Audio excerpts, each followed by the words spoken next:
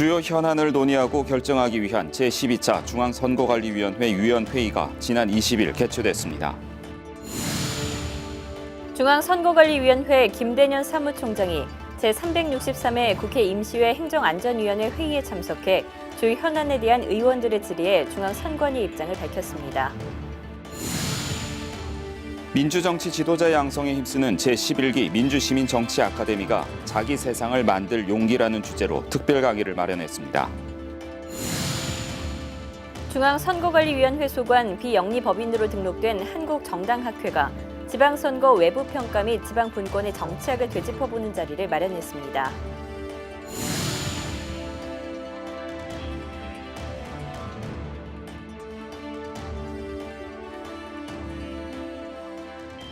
시청자 여러분 안녕하십니까? 한국선거방송 뉴스입니다.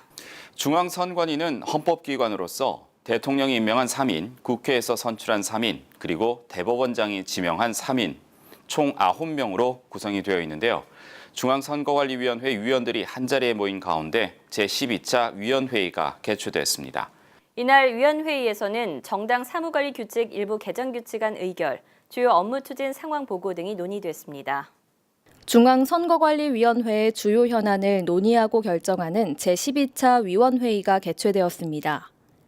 지난 20일 권순일 위원장, 문상부 상임위원을 비롯한 9명의 중앙선관위 위원들이 참석한 가운데 주요 업무 추진 상황 보고와 함께 주요 안건에 대한 의결이 진행되었으며 김세환 기획조정실장은 의결 진행에 앞서 제7회 전국동시 지방선거 보전비용 지급과 지난 7월 20일 실시한 2018 제1차 정당정책 토론회 개최, 주요 정당 당대표 경선 위탁관리 및 3, 4분기 경상보조금 배분, 지급 등에 대한 보고를 실시했습니다.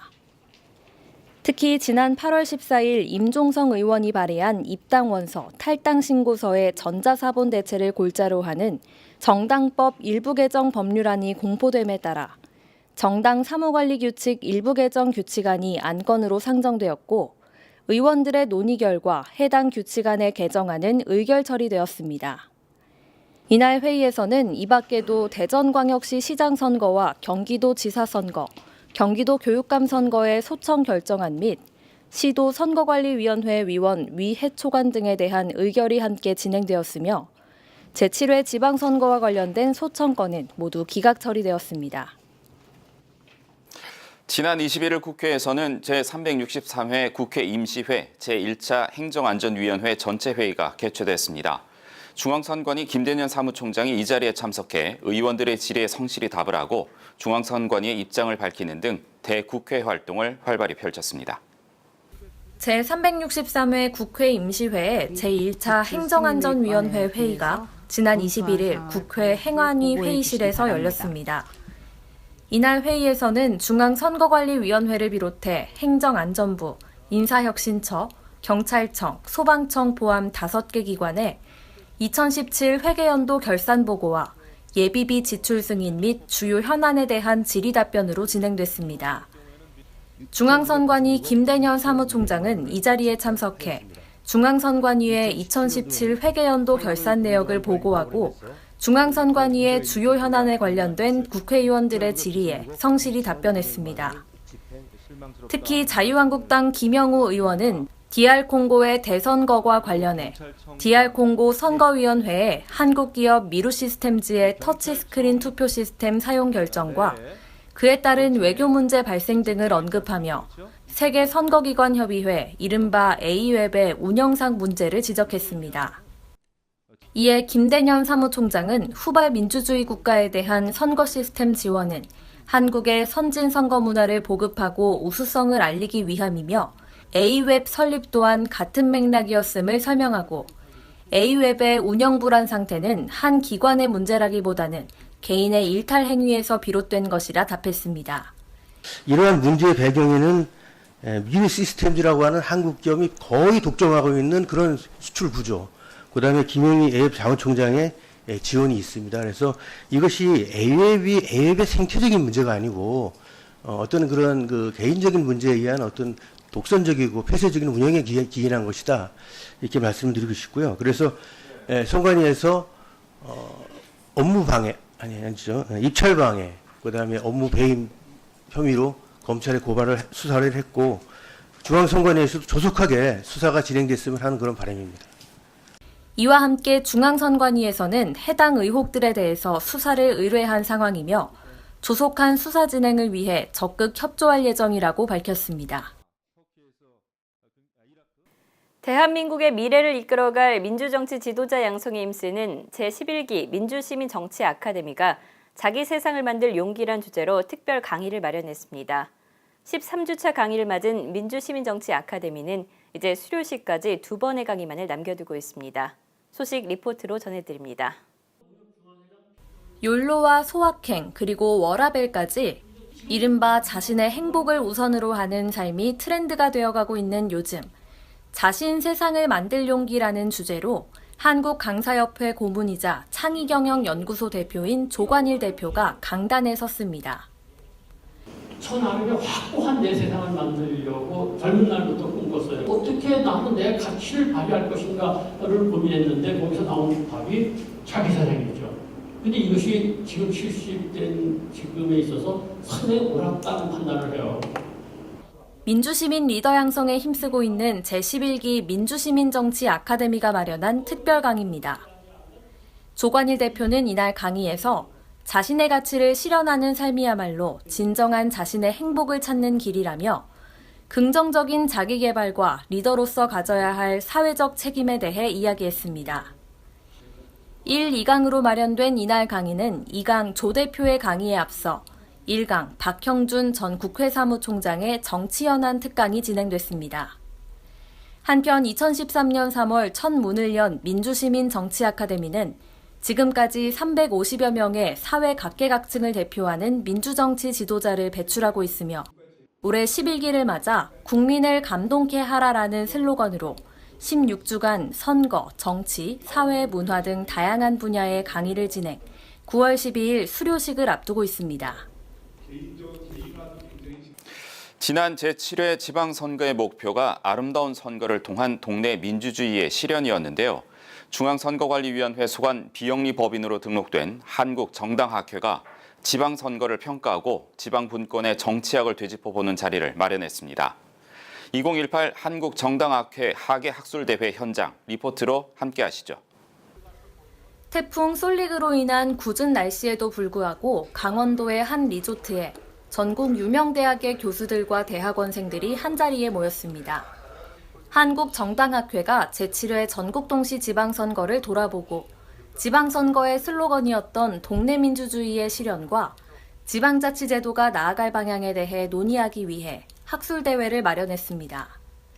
지방분권의 정치학, 지방선거 이후 실천적 거버넌스의 모색이라는 주제로 열린 이번 학술대회는 1박 2일 동안 총 3개의 세션 그리고 5개 패널로 나누어 진행되었으며 서울대, 연세대, 아주대 등 전국 주요 대학교의 정치 전문 교수들이 대거 참석해 우리나라의 지방자치제도와 지역사회의 관계성에 대해 논의하고 앞으로 나아갈 방향에 대해 토론을 이어갔습니다.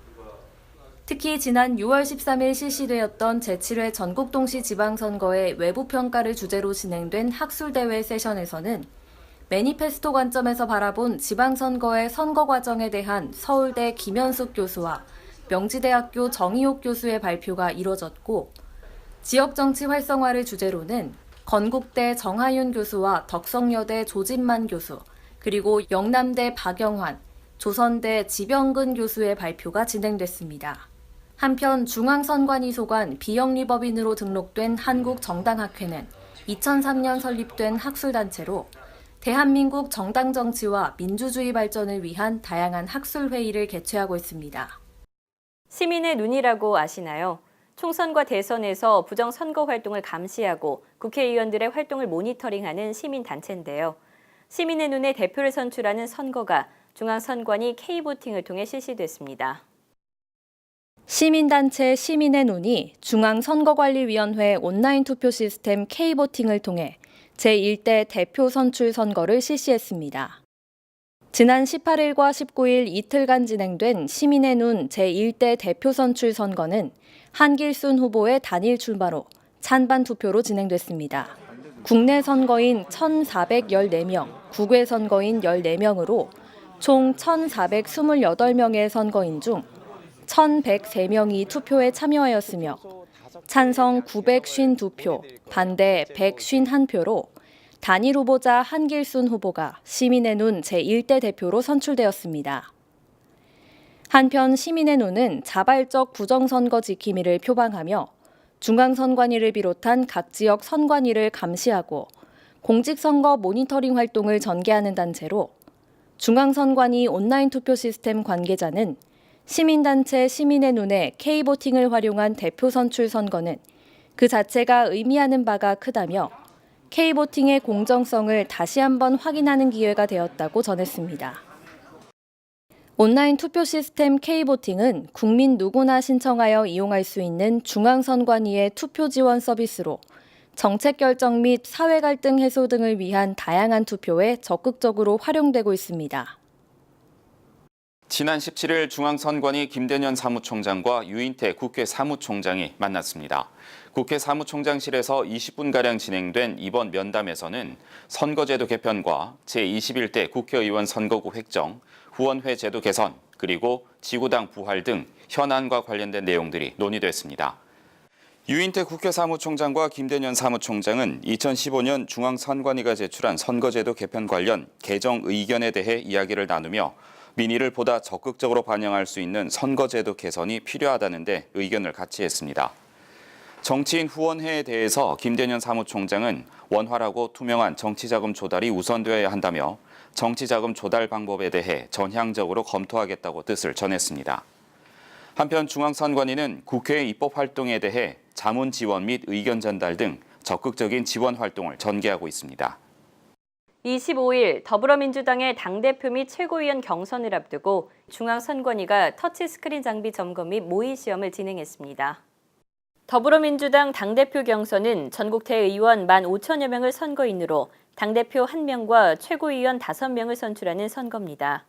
한편 중앙선관위는 정당 발전을 지원하고 선관위의 대외 신뢰도 제고를 위해 각 정당의 선거에서 공정한 선거를 위해 터치스크린 투개표 장비 지원을 비롯해 현장 투표 및 개표 사무 관리를 위탁 관리하고 있으며 터치스크린 투개표 시스템을 통해 보다 신속하고 정확한 투개표 관리를 시행하고 있습니다.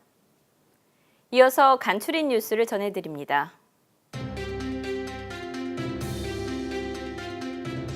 중앙선거관리위원회가 보조금 관리에 관한 법률 제25조 보조사업의 수행 상황 점검 등에 따라 세계 선거기관협의회 AWEB 사무처 현장 조사를 실시했습니다.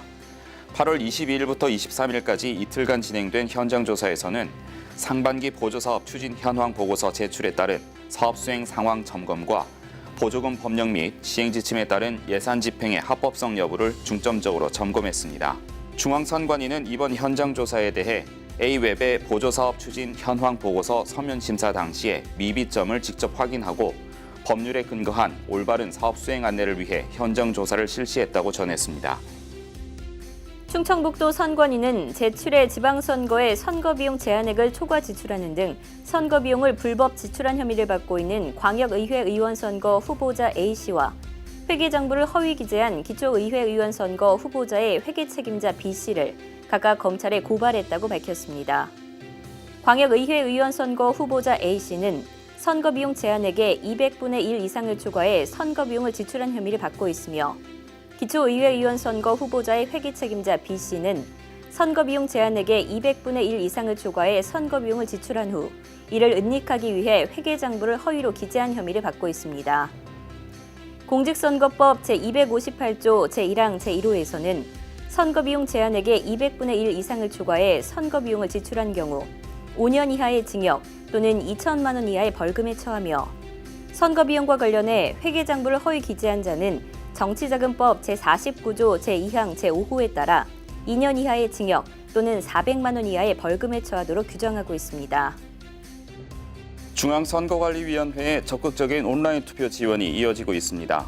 전국 전력노동조합 단체협약 찬반 투표 등 25건의 온라인 투표 지원이 진행됐으며 이에 따른 선거인은 총 33,161명입니다.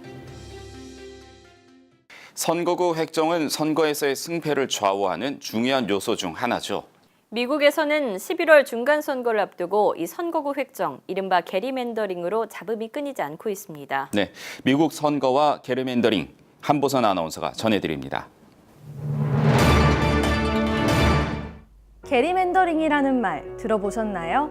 게리맨더링이란 기형적이고 불공평한 선거구 획정을 지칭하는 용어로 자기 정당에 유리하도록 선거구를 변경하는 일을 말하는데요. 미국에서는 올해 11월 6일 미 의회 중간선거를 치르게 되면서 게리맨더링이 화두로 떠오르고 있습니다. 특히 버락 오바마 전 대통령이 유튜브에 게리맨더링과 관련된 깜짝 메시지를 남기며 화제가 됐는데요. 게리맨더링이 무엇인지, 또 선거에 미치는 영향은 무엇인지 오늘 선거 토픽에서 자세히 알아보겠습니다. 미국에서는 200년 전부터 연방 선거구를 주에서 정하고 있는데요. 게리맨더링이라는 용어가 등장한 것은 1812년으로 거슬러 올라갑니다. 1812년 매사추세츠 주지사인 엘브리지 게리가 소속 민주공화당에 유리하게 선거구를 조정했고, 공화당은 5만 164표를 얻어 29명의 당선자를 냈지만 민주당은 5만 1,766표를 얻고도 11명의 당선자밖에 내지 못했는데요. 게리맨더링은 마치 게리에 의해 선거구가 조정된 모양이 도롱뇽, 즉 셀러맨더와 같다고 하여 지역 언론인인 보스턴 가제트가 게리의 이름을 붙여 게리맨더라고 비난한 데서 유래한 말입니다. 이 게리맨더링은 200년이 훌쩍 지난 지금 더욱 과열되고 있는데요. 최근 버락 오바마 전 미국 대통령은 3분짜리 유튜브 캠페인 영상을 통해 정치인이 유권자를 선택해선 안 된다, 유권자가 정치인을 선택해야 한다며 연방의원 선거구가 코르크 딱의 모양이 된 건 게리맨더링 때문이라며 개혁을 촉구했습니다. 즉 공화당이 2010년 연방의회는 물론 연방 선거구를 정하는 주의회를 장악해 불공정한 게리맨더링을 했다는 것에 대한 비판인데요. 현재 미국 50개 주의회 가운데 32개 주를 공화당이, 민주당은 14개 주를 지배하고 있으며 공화당이 장악한 주들이 연방하원 전체 의석 435석의 85% 이상을 차지함에 따라 여론 지지율이 앞서는 민주당보다 공화당이 의회를 수성할 가능성이 높다는 예측이 나오고 있습니다. 우리나라의 경우 선거구 획정은 지역구 국회의원 선출과 관련되어 있는데요. 현행 제도는 소선거구 다수대표제로 국회의원 선거구는 그 결과에 따라 원내 다수당을 결정짓게 되므로 선거구의 획정은 각 정당의 미래를 결정지을 만큼 중요한데요. 1992년 경남 창원시 성산구의 반송동이 게리맨더링에 의해 의창구의 선거구역에 포함되기도 했으며 2012년 용인시 기흥구의 한 동지역은 다른 구 위주의 선거구에 편입되는 기현상이 나타나기도 했습니다. 우리나라는 이러한 자의적인 선거구 획정을 막기 위해 선거구 법정주의를 채택하고 있는데요. 공직선거법에서는 특정 정당이 유리한 결과를 얻는 것을 사전에 방지하고자 선거구의 획정을 국회, 정부, 법원, 헌법재판소와 같은 지위를 갖는 헌법상의 독립기관인 중앙선거관리위원회 산하의 선거구 획정위원회를 통해 정하도록 하고 있으며 확정된 선거구는 공직선거법으로 명확히 규정하고 있습니다. 공직선거법 개정으로 지난 2016년 제20대 국회의원 선거를 앞두고 중앙선관위 산하의 선거구 획정위원회가 처음 설치 운영되었는데요. 획정위 운영 결과 제기된 문제점인 위원 구성 방법과 의결 정족수 요건 등 제도 개선이 필요한 사항에 대해 중앙선관위는 2016년 정치관계법 개정 의견으로 제출한 바 있습니다. 또한 이번 지방선거 과정에서도 지방의회 의원 선거구 획정 지연으로 선거에 많은 혼란이 초래되었는데요. 국회의원 선거구 획정뿐만 아니라 지방의회 의원 선거구 획정도 함께 제도 개선을 모색해야 할 것입니다. 2020년 실시되는 제21대 국회의원 선거의 선거구 획정과 관련한 선거구 획정위원회가 선거일 전 18개월인 올 10월 15일부터 설치 운영됩니다. 선의의 경쟁이 자리 잡는 선거가 되기 위해 그리고 공정한 대표성을 추구하기 위해서 선거구 획정은 반드시 공정하게 이루어져야 하는데요. 예전 선거구 획정위원회는 국회의 임시기구였지만 2015년 개정되어 중앙선거관리위원회 산하에서 독립적이고 중립적인 조직으로 탈바꿈하게 되면서 이해 당사자인 정치권으로부터 자유로워졌습니다. 미국의 중간선거가 어떤 결과를 낳을지 귀추가 주목되며 미국의 게리맨더링을 통해 우리 모두가 유권자로서 게리맨더링이 없는 올바른 선거가 치러질 수 있도록 깨어있는 시민의식에 대해 다시 한번 생각해봐야 할 것입니다. 선거 역사와 민주주의의 발자취를 따라가 보는 역사 속 그날입니다. 8월 넷째 주 역사 속 그날로 이명훈 아나운서와 함께 떠나보시죠.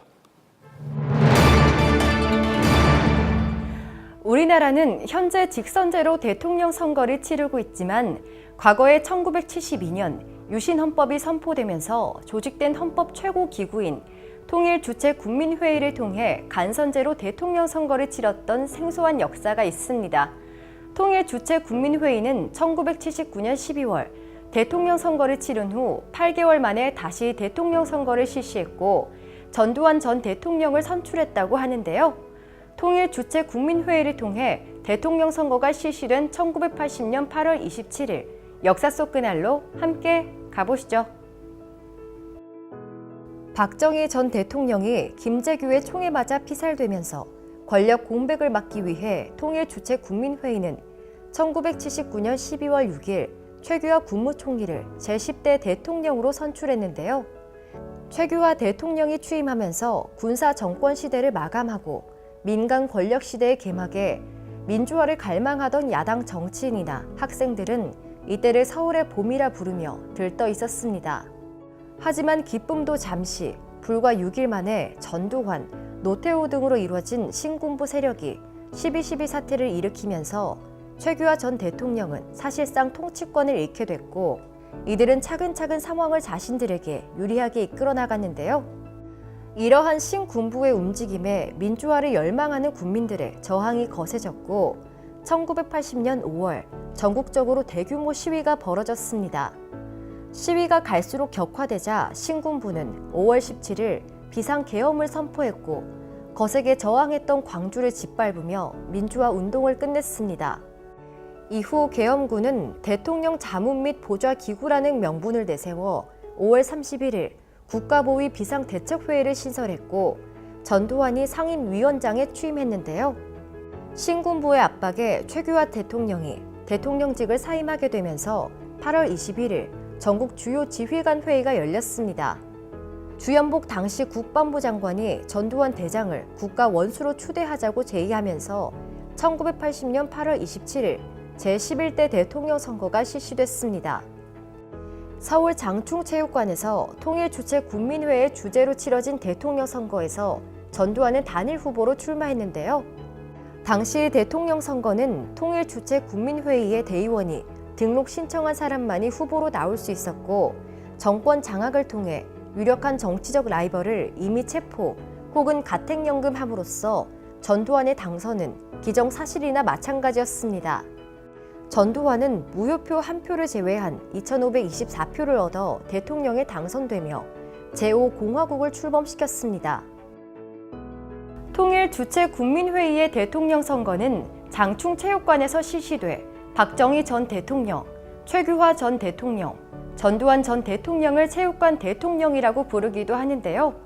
통일주체국민회의는 1980년 10월 폐지됐고 통일주체국민회의 대의원과 별 차이가 없었던 대통령 선거인단 제도를 통해 전두환 전 대통령은 제12대 대통령으로 선출됐습니다.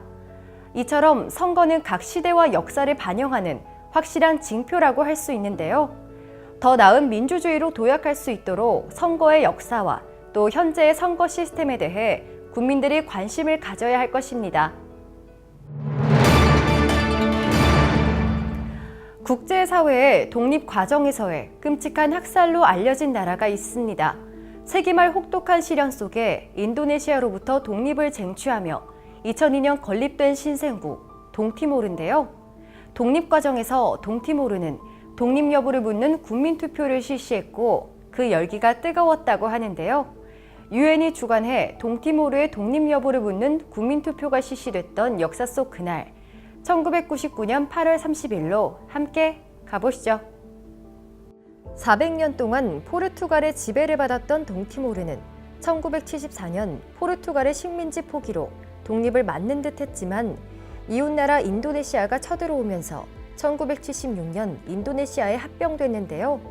인도네시아로부터 독립을 위해 노력했던 동티모르는 1991년 11월 12일 발생한 산타크루즈 대학살을 통해 국제사회에 알려지게 됐습니다. 인도네시아군에 의해 살해된 동티모르 청년의 장례식 주간에 독립을 요구하는 동티모르인들에게 인도네시아군이 무차별 발포를 하며 무려 273명이 사망하는 참극이 일어났던 것인데요. 이후 동티모르의 독립은 인도네시아의 불안한 정국에 따라 급물살을 타게 됐습니다. 1998년 수하르토 대통령이 하야한 후 집권한 하비비 대통령은 동티모르의 인권 문제에 대한 국제사회의 압력에 굴복하면서 인도네시아의 통치권 아래 자치권을 가질 것인지 아니면 완전히 분리 독립할 것인지의 여부를 묻는 국민투표를 실시하기로 결정한 것인데요. 인도네시아 하비비 대통령은 무슨 결과가 나오든 받아들일 것이라고 선언했지만 민병대와 독립파의 무력 충돌 위기감이 감도는 가운데 1999년 8월 30일 한국의 송봉숙 중앙선관위원을 포함해 세계 각국에서 온 선거감시위원단의 감시 속에 국민투표가 실시됐습니다. 투표는 결코 순조롭지 않았는데요. 세계 선거구에서는 자치파 민병 대원들에 의해 아예 선거가 치러지지 못해 다음날 재선거가 실시됐고 유엔 감시위원단 소속 직원들이 피살당하는 일도 일어났습니다. 이처럼 극도의 불안과 공포 속에 치러졌지만 무려 98%의 투표율을 기록했고 이후 9월 4일 오전 9시 코피아난 유엔 사무총장은 투표 결과를 발표했는데요. 78.5%라는 압도적 다수가 동티모르의 독립을 지지한 것으로 나타났습니다. 장내에 있던 동티모르인들은 얼싸안고 눈물을 흘렸으며 감동적인 분위기가 이어가는 듯 했지만 개표 발표 후 동티모르의 독립을 반대하는 민병 대원들이 무차별 폭동을 일으켰고 천여 명의 동티모르인들이 목숨을 잃었으며 건물의 80에서 90%가 불타는 대참사가 계속됐습니다. 이후 한국군을 포함한 평화유지군이 동티모르에 파견되며 사태는 진정됐고 전설적인 독립투사 사나나 구스마오가 대통령으로 선출되며 2002년 5월 20일 동티모르 민주공화국이 탄생하게 되는데요. 어떤 무장 세력의 위협도 동티모르 국민들이 투표로 결정한 독립을 막을 수는 없었습니다. 동티모르의 역사를 통해 우리는 주권의 소중함에 대해 다시 한번 생각해봐야 할 것입니다. 중앙선관위에서 알려드리는 주요 소식입니다. 다양한 분야에서 자신의 자리를 지키며 열정적으로 일하는 공무원을 조명하는 교양 토크 프로그램 대한민국 공무원이 방송됩니다.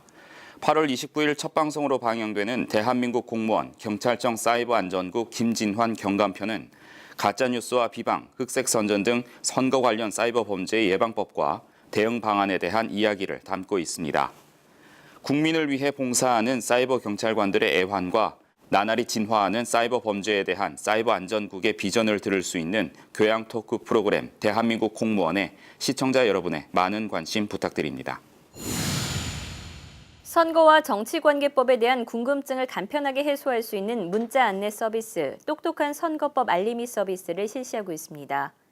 중앙선거관리위원회는 정치와 선거, 그리고 이와 관련된 법률에 대한 국민들의 문의사항을 즉각적으로 해소하고 민주주의에 대한 국민적 관심을 유도하기 위해 선거 정보 제공, 법률 안내, 공직선거 관련 일정 및 현안 안내를 문자 메시지로 전송하는 대국민 서비스를 시행하고 있습니다.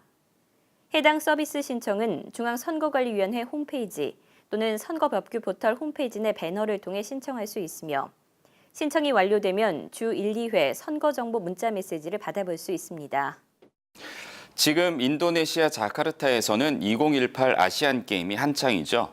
우리나라에서는 폭염의 피해가 채 가시기도 전에 태풍 쏠릭이 찾아와 국민들의 밤잠을 설치게 하고 있는데요. 자카르타에서 구슬땀을 흘리고 있는 국가대표 선수들의 선전이 국민들의 마음을 조금이나마 달랠 수 있었으면 좋겠습니다.